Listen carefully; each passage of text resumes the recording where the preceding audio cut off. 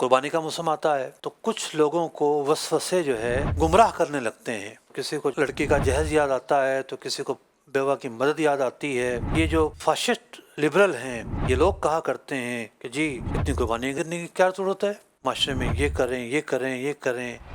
بھائی ہم وہ کریں گے جو اللہ کو پسند ہے. اچھا یہ ساری باتیں جو ہیں وہ گڈو اور للو اور پپو کی جو سالگرہ پہ لاکھوں روپے لٹائے جاتے ہیں پھر یاد نہیں آتی. یہ جو جیب کے اندر 3-3 لاکھ کا 5-5 لاکھ کا فون رکھ کے گھومتے ہیں، 5-5 10-10 کروڑ کی گاڑیاں لے کے گھومتے ہیں، اس پر یہ باتیں یاد نہیں آتی.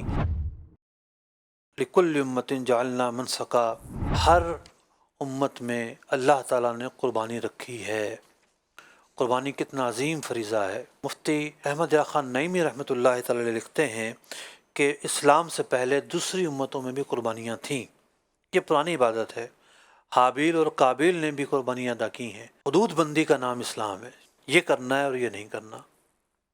اللہ کا حکم اس کے کرنے کا ہے اور اس کے کرنے کا نہیں ہے. قربانی کا موسم آتا ہے تو کچھ لوگوں کو وسوسے جو ہے گمراہ کرنے لگتے ہیں کہ اتنی قربانیاں ہو رہی ہیں، یہ جناب اتنے اونٹ، اتنے بکرے، اتنے جانور، اتنے مہنگے. تو کسی کو فریج یاد آتا ہے تو کسی کو لڑکی کا جہیز یاد آتا ہے تو کسی کو بیوہ کی مدد یاد آتی ہے. اچھا یہ ساری باتیں جو ہیں وہ گڈو اور للو اور پپو کی جو سالگرہ پہ لاکھوں روپے لٹائے جاتے ہیں پھر یاد نہیں آتی.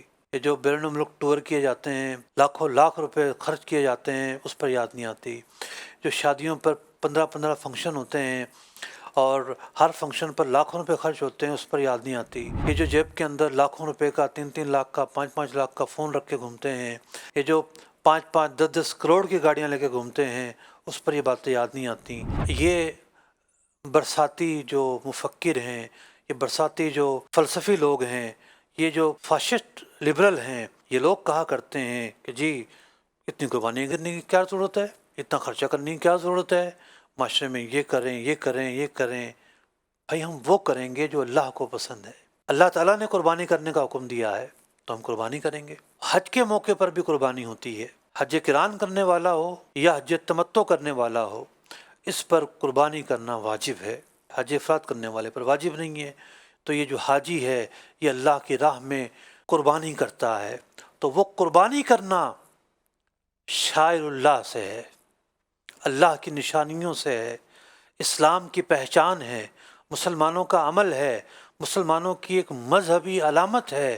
ہم سب اس لیے کرتے ہیں کہ اللہ نے حکم دیا ہے. تو اللہ تعالیٰ فرما رہا ہے ذَلِكَ وَمَن يُعَظِّمْ شَعَائِرَ اللَّهِ، جو اللہ کے شاعر کی تعظیم کرے، اسے بجا لانا، ادا کرنا سب سے پہلا درجہ ہے تعظیم کا. تو جو تعظیم کرنے والا ہو فَإِنَّهَا مِن تَقْوَى الْقُلُوبِ، تو یہ اللہ سے ڈرنے والے لوگ ہیں، ان کے دلوں میں اللہ کا خوف ہے. حضرت ابن عباس رضی اللہ تعالیٰ عنہ سے مروی ہے کہ یہاں شاعر اللہ سے مراد قربانی کے جانور ہیں. لہٰذا قیمتی اور فربا قسم کے جانور جو ہیں وہ قربان کیے جائیں کہ اللہ تعالیٰ نے انہیں اپنی نشانیاں قرار دیا ہے. بات یہ کہ پہلے تو ایسا نہیں تھا.